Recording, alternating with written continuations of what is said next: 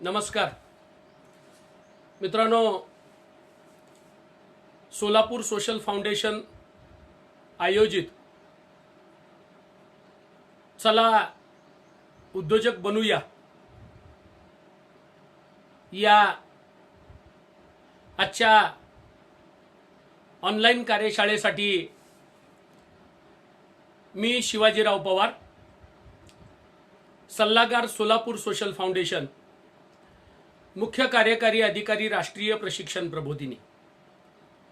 गेली 19 वर्ष झालं महाराष्ट्रातल्या चांद्यापासून बांद्यापर्यंत अनेक युवकांना उद्योजकता विकासाच्या क्षेत्रामध्ये आम्ही काम करतोय।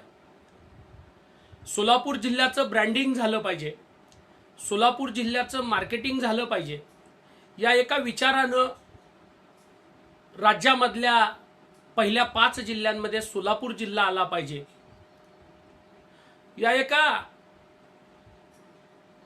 विचारानं सोलापूर सोशल फाउंडेशनचे संस्थापक माननीय सुभाष बापू देशमुख हे संपूर्ण महाराष्ट्रभरामध्ये पायाला भिंगरी लावून काम करत असतात।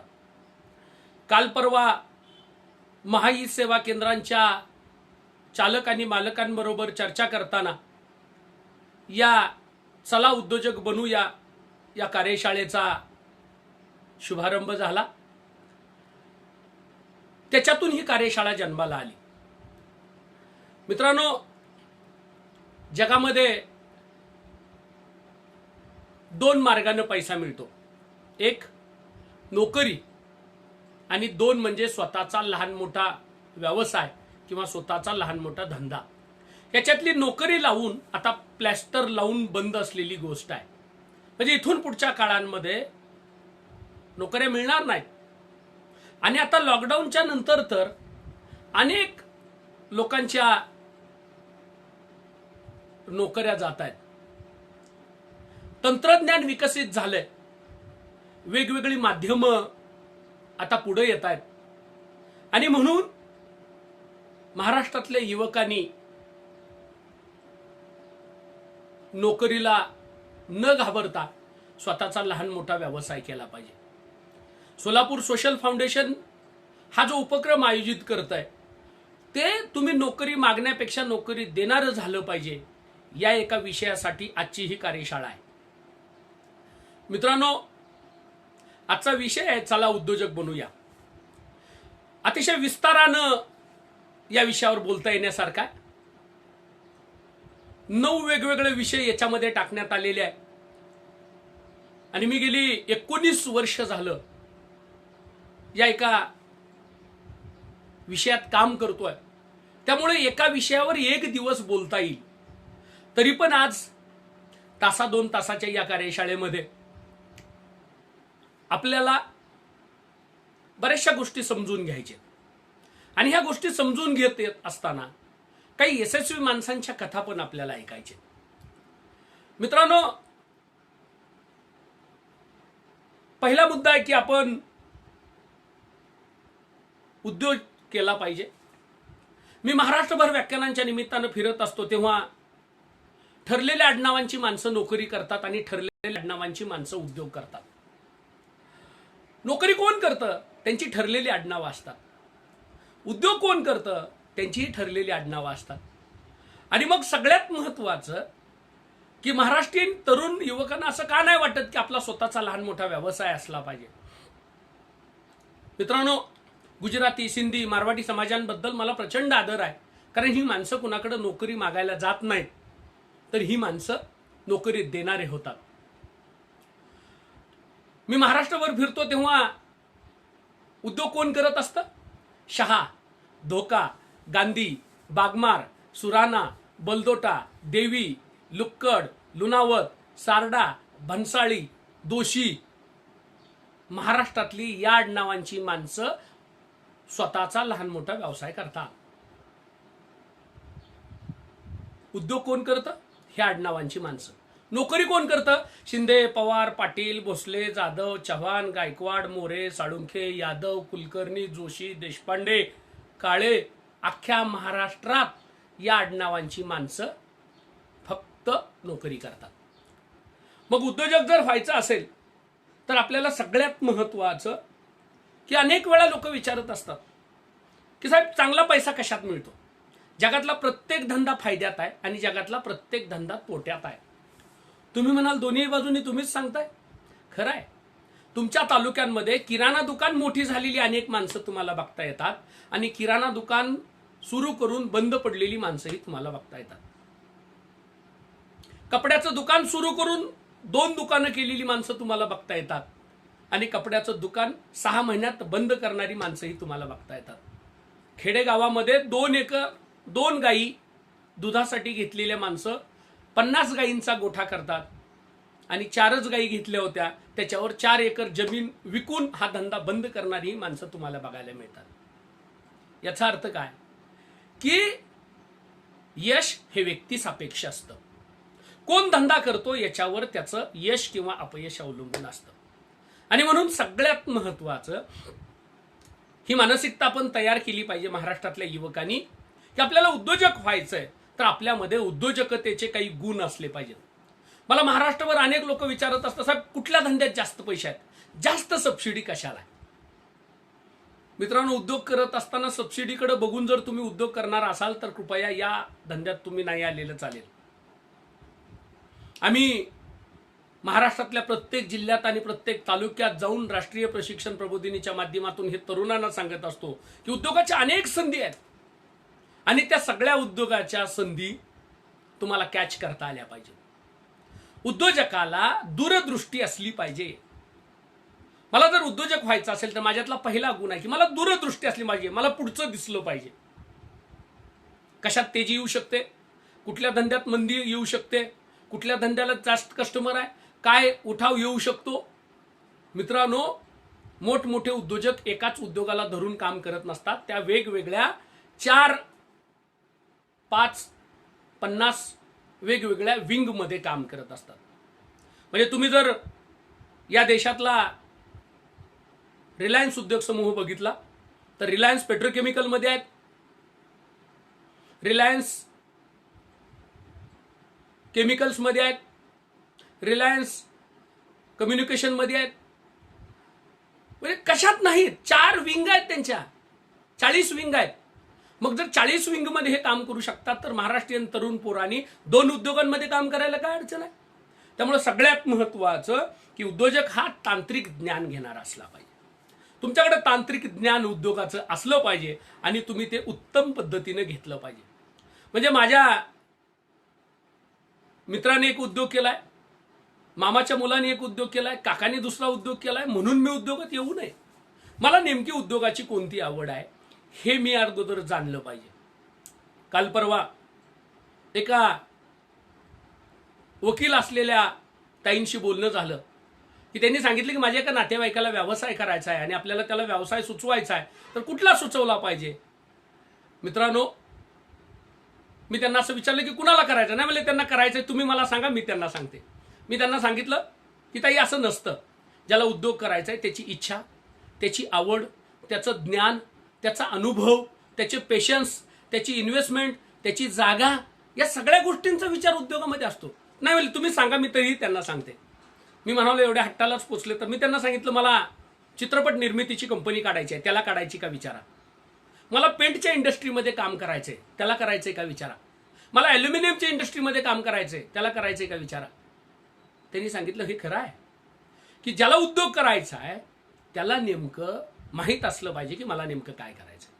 आणि मित्रांनो, मी ठामपणे सांगतोय की उद्योगामध्ये प्रचंड मोठं यश मिळवणारी अनेक माणसं आहेत. त्यामुळं आपण उद्योग निवडत असताना नेमकी उद्योजकीय द क्वालिटीज ऑफ एंटरप्रेन्युअर असं म्हणतात. उद्योजक होण्यासाठी माझ्यामध्ये नेमके कुठले कुठले गुण असले पाहिजेत हे केलं पाहिजे. अहो, आपण एवढं मोठं आयुष्य जगतो आणि या सगळ्या आयुष्यामध्ये प्रत्येक गोष्टीचं आपण ट्रेनिंग घेतो. पण बऱ्याच जणांना उद्योगामध्ये ट्रेनिंग घ्यायचं म्हणालं की त्याला माहिती आहे, मला आहे, आमच्या गावात तालुक्याच्या ठिकाणी केलंय, आमच्या नातेवाईकांकडे एक आहे. बरेच जण सांगतात की मला माहिती आहे आमच्या मामाकडे पोल्ट्री आहे. मित्रांनो, पोल्ट्री ही मामाकडे आहे म्हणून तू यशस्वी होतोय हे 100% चूक. तू एकदा दिवाळीला जाऊन आणि एकदा उन्हाळ्यात जर मामाकडे जाणार असाल आणि पोल्ट्रीच्या बाहेरच्या बाजूने फिरून पुन्हा परत येणार असेल आणि तू जर मला सांगत असशील की मला पोल्ट्रीचं ज्ञान आहे, तर हे 100% चूक. Half knowledge is dangerous. उद्योगातलं कोणतंही अर्धवट असलेलं ज्ञान उद्योगासाठी अयशस्वी असू शकतं. मित्रांनो, करता येण्यासारख्या अनेक उद्योजकाच्या संधी आहेत. आम्ही एक बॉस नावाच्या विषयावर ट्रेनिंग देतो. BOSS, business opportunity search and scanning. नवीन उद्योग व्यवसायाच्या संधीचं संशोधन. त्यामुळं सगळ्यात महत्वाचं की मला नेमकं काय करायचंय, मला नेमकी कशात आवड आहे, या सगळ्या गोष्टी जर मी करू शकलो तर मी उद्योगात यशस्वी होतोय, हे 100% ठीक आहे. उद्योजक हा नेतृत्व स्वीकारणारा असला पाहिजे. उद्योजक हा सगळ्या टीमचं नेतृत्व स्वीकारणारा असला पाहिजे. त्याच्यामध्ये लिडरशिप क्वालिटी असली पाहिजे. त्याच्यामुळं सगळ्यात महत्वाचं की या नेतृत्व गुणामुळं तो आपल्या उद्योगाला पुढे घेऊन जाऊ शकतो. दुसरं महत्वाचं की तो तंत्रज्ञान स्वीकारणारा असला पाहिजे. मित्रांनो, काळ इतका झपाट्यानं बदलतोय. बदलत्या काळाबरोबर उद्योजकानं स्वतःला बदललंच पाहिजे. म्हणजे आता तर असे दिवस येऊ पाहतायत, काल परवा अतिशय चांगला असलेला उद्योग एका रात्रीत बंद होऊ शकतोय. म्हणजे माझ्याकडे टेलिकम्युनिकेशन मधल्या कॉइन बॉक्सची जर जिल्ह्याची डीलरशिप असेल आणि एका रात्रीत जर 4G 5G चे मोबाईल येत असतील तर माझी डीलरशिप संध्याकाळी बंद करावी लागते. अशी किती उदाहरणं देता येतील तुम्हाला की ज्या उद्योगामध्ये उद्या सकाळी तुम्हाला थांबावं लागतं. त्यामुळे सगळ्यात महत्वाचं, तरुणांनी उद्योगामध्ये यशस्वी होत असताना या सगळ्या गोष्टींचा विचार केला पाहिजे. काळाबरोबर बदललं पाहिजे. तो संयमी असला पाहिजे. उद्योजक हा संयमी असलो पाहिजे. सगळ्याच दिवशी यश मिळतं असं नाही. यावर्षी लॉकडाऊनच्या काळामध्ये ज्या मंडळींची 30-30 एकर द्राक्ष बाग होती, त्या मंडळींना दरवर्षी एक्सपोर्टला जाणारा माल 100-150 रुपये किलोनं असणारा माल यावर्षी 20 रुपये किलोनं विकावा लागलेला आहे. त्यामुळे उद्योजक हा संयमी असला पाहिजे. आणि संयमी असलेल्या उद्योजकाला भविष्य काळांमध्ये अनेक उद्योगाच्या नव्या नव्या संधी निर्माण होत असतात. त्यामुळे सगळ्यात महत्वाचं की ग्राहकांच्या सूचना अत्यंत महत्वाच्या असतात आणि त्या ग्राहकांच्या सूचना आपल्याला स्वीकारता आल्या पाहिजेत. उद्योजक त्याला म्हणतात की आपल्याला त्या ग्राहकांच्या सूचना स्वीकारणारा उद्योजक असला पाहिजे. आणि ह्या सगळ्या सूचना जर आपण व्यवस्थित पद्धतीने स्वीकारल्या तर आपल्याला आपल्या उत्पादनामध्ये वेगवेगळ्या पद्धतीचे बदल आणता येऊ शकतात. त्यामुळे सगळ्यात महत्वाचं ही मानसिकता आपल्या मनात असली पाहिजे की आपण काहीतरी वेगळं करतोय आणि हे वेगळं करत असताना आपल्याला काहीतरी नवं करण्याचा अनुभव तुमच्याकडे असला पाहिजे. बऱ्याच उद्योजकांना उद्योग करताना भांडवल मिळवणे ही अत्यंत त्रासाची वाटणारी गोष्ट असते. मित्रांनो, पूर्वीच्या काळी उद्योग करत असताना भांडवल मिळवणं खरंच अडचणीचं होतं. पण आता भांडवल मिळवणं इतकं सोपं झालंय, पण आपल्याला त्याच्यातलं बेसिक माहीत नसल्यामुळं आपल्याला बऱ्याचशा उद्योगांमध्ये मागे राहावं लागतं. उद्योग सुरू करायचा असेल तर उद्योगाला 5-5 वर्ष झाली तरी बऱ्याचशा उद्योजकाचं फर्मच्या नावाने अकाउंट नसतं. साधी गोष्ट आहे, मी उद्योजक आहे, माझं स्वतःचं अकाउंट असतं. माझ्या स्वतःच्या अकाउंटपेक्षा माझ्या उद्योगाच्या नावानं अकाउंट असलं पाहिजे. त्याची CC असली पाहिजे. त्याचं टर्नओव्हर झाला पाहिजे. हे बऱ्याचशा उद्योजकांना सांगावं लागतं. मराठी माणसाला उद्योजकाचं विशेष प्रशिक्षणाच्या कार्यशाळा जिल्ह्यांमध्ये झाला पाहिजे असा आमचा दावा आहे. मित्रांनो, ह्या खूप चांगल्या चांगल्या गोष्टी आपल्याला करता येऊ शकतात. पण ह्या सगळ्या गोष्टी करत असताना आता बऱ्याचशा बँका कर्ज देत आहेत. नॅशनलाइज बँका कर्ज देत आहेत. कोऑपरेटिव्ह बँका कर्ज देत आहेत. फायनान्स कर्ज देत आहेत. बऱ्याचशा वित्तीय संस्था आहेत. शासकीय महामंडळ आहेत. काही निमशासकीय महामंडळ आहेत. काही फायनान्स आहेत. काही बचत गट आहेत. काही CSRचे काही संस्था आहेत. अशी इतकी सारी माणसं कर्ज द्यायला तयार आहेत. पण आपला उद्योजक गावाशेजारच्या एका बँकेमध्ये जाऊन येत असतो. त्याच्यातले बँकेतले अनुभव त्याचे तितके चांगले नसतात. त्याला माहितीही नसतं बँकेत कुठल्या वेळेत जायचं असतं, काय बोलायचं असतं. आपल्या ग्रामीण भागातला पहिल्यांदा गेलेला उद्योजक ब्रांच मॅनेजरच्या ऐवजी तिथल्या सिक्युरिटीला किंवा एका क्लार्कला भेटत असतो. तो असं सांगतो, साहेब कर्ज मिळतं का बँकेत? जर इतकी साधी मानसिकता असेल तर आपण विचार केला पाहिजे. आपण ब्रांच मॅनेजरला भेटलं पाहिजे. आपण त्यांना विचारलं पाहिजे की मी उद्योजक आहे, या क्षेत्रात काम करतो, एवढ्या वर्षाचा अनुभव आहे, आपल्याच बँकेमध्ये माझं अकाउंट आहे, एवढा टर्नओव्हर आहे, मग कसं काय आले? काय नाही, सहज तुम्हाला भेटायला आलो होतो, उद्योगाची तुम्हाला माहिती करून द्यायला आलो होतो. आपल्याकडे व्हिजिटिंग कार्ड नसतं, आपल्या उद्योगाचं माहितीपत्रक एखादं नसतं. त्यामुळं आपण उद्योग करतो हे बऱ्याच वेळा आपल्यालाच एकट्याला माहित असतं. खूप झालं घरात 4 जणांना माहिती असतं. मला स्वतःला असं वाटतंय की उद्योगाची सुरुवात खूप मोठ्या स्किलनं आणि खूप धूमधडाक्यात केलं पाहिजे. आणि मग तंत्रज्ञान आता इतकं बदलतंय, इतका मोठा प्लॅटफॉर्म तुम्हाला सोशल मीडियाचा मिळतोय. एका मिनिटांमध्ये तुम्हाला नागपूरमध्ये जाता येतं, एका मिनिटांमध्ये नागपूरला तुम्हाला नागपूरचा एखाद्या उद्योजकाला भेटता येतं. मित्रांनो, ह्या सगळ्या गोष्टी करत असताना मराठी तरुणांनी आता व्यवसायामध्ये आलं पाहिजे. याच्यासाठी आपण सगळ्यांनी प्रयत्न केला पाहिजे.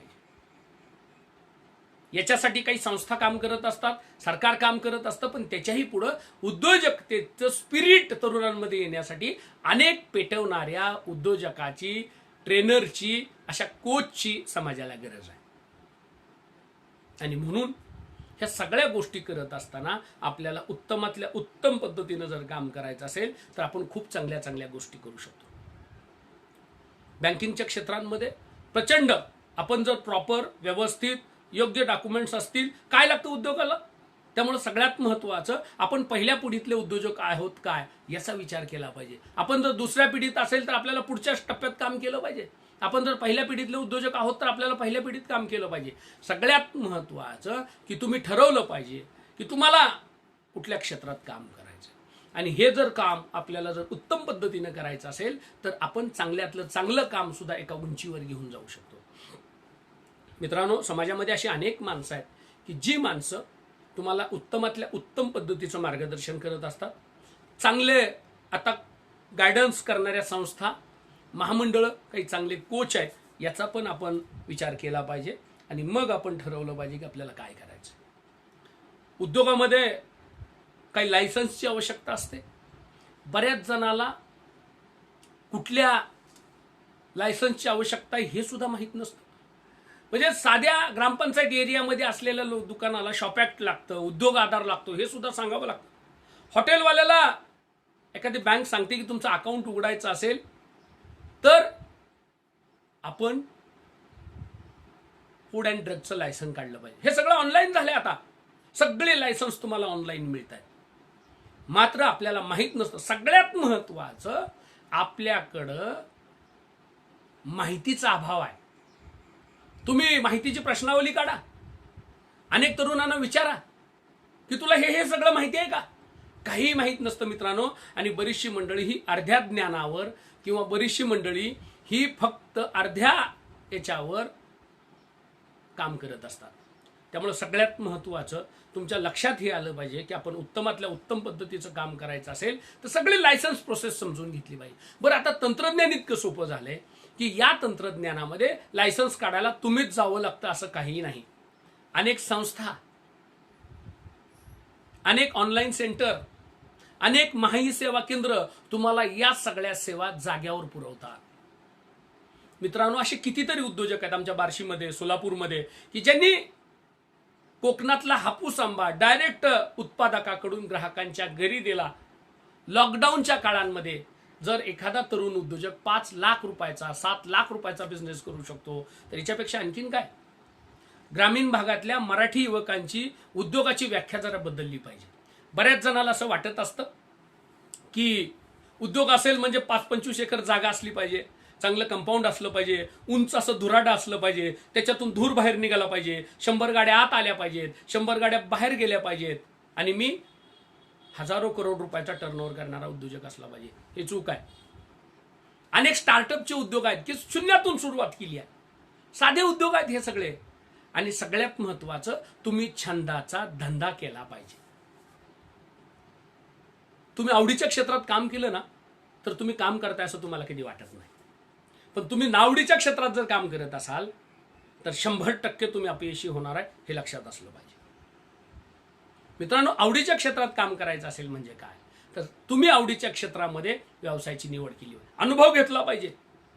माहिती घेतली पाहिजे, अनेक यशस्वी प्रोजेक्टला तुम्ही भेट दिली पाहिजे आणि मग तुमच्या असं लक्षात येईल की अनेक यशस्वी माणसं यशस्वी झालेली असतात, ही उगीच झालेली नसतात. आपण बऱ्याच वेळा सांगतो तो खूप यशस्वी झालाय, त्याच्या मागचं कष्ट माहीत नसतं. रवी शिंदे नावाचे आमचे एक मित्र आहेत, त्यांनी असं सांगितलं की तुम्ही एका रात्रीत एवढं मोठं झालात, म्हणजे इतकं यश मिळवलंय, इतकं यशस्वी कसं काय झालात. त्यांनी सांगितलं हा जो मी फॉर्म्युला सांगतो ना, हा 30 वर्षाचा एक रात्र आहे आणि त्याच्यातून हा फॉर्म्युला जन्माला आला. मित्रांनो, अशा अनेक उद्योजक आहेत की ज्या उद्योजकांना ह्या सगळ्या सुविधा पुरवणारी अनेक माणसं आहेत, संस्था आहेत, एजन्सीज आहेत. एक सिंगल क्षेत्र घेऊन जरी तुम्ही काम केलं तरी तुम्ही आयुष्यामध्ये प्रचंड यशस्वी होऊ शकता. सगळ्यात महत्त्वाचं, उद्योगांमध्ये चढ उतार असतात. बऱ्याच जणांना असं वाटत असतं की उद्योग हा हेलिकॉप्टर सारखा टेकअप घेत असतो. बिलकुल नाही. उद्योगाची दिशा, उद्योगाची प्रगती ही विमानासारखी असते. त्याही पेक्षा उद्योगांमध्ये चढ उतार असतात आणि मराठी माणसाच्या उद्योजकामध्ये तर चढ उतार जास्त असतात. उद्योजकता, उद्योग, उद्योजक आणि उद्योजकता ह्या तिन्ही गोष्टी वेगवेगळ्या आहेत. माननीय सुभाष बापूंचं खरंच मनापासून कौतुक करायला हवं. जेव्हा उद्योजकता कशाशी खातात हे माहीत नसताना सुद्धा सोलापूरच्या जवळ वडाळ्याच्या एका माळरानावर उद्योजकता विषयाचं विशेष महाविद्यालय त्यांनी सुरू केलं होतं. उद्योग म्हणजे उद्योग जो चालवतो तो उद्योग, जो उद्योगाला चालवतो तो उद्योजक, आणि नसा नसात रक्तामध्ये जी असते ती उद्योजकता. मित्रांनो, अशा अनेक सक्सेसफुल उदाहरणं आपण ऐकत असू की जी माणसं आपल्याला आपल्या आयुष्यांमध्ये प्रचंड मोठं काम करत असताना मोठं करत असतात, शून्यातून यशस्वी झालेली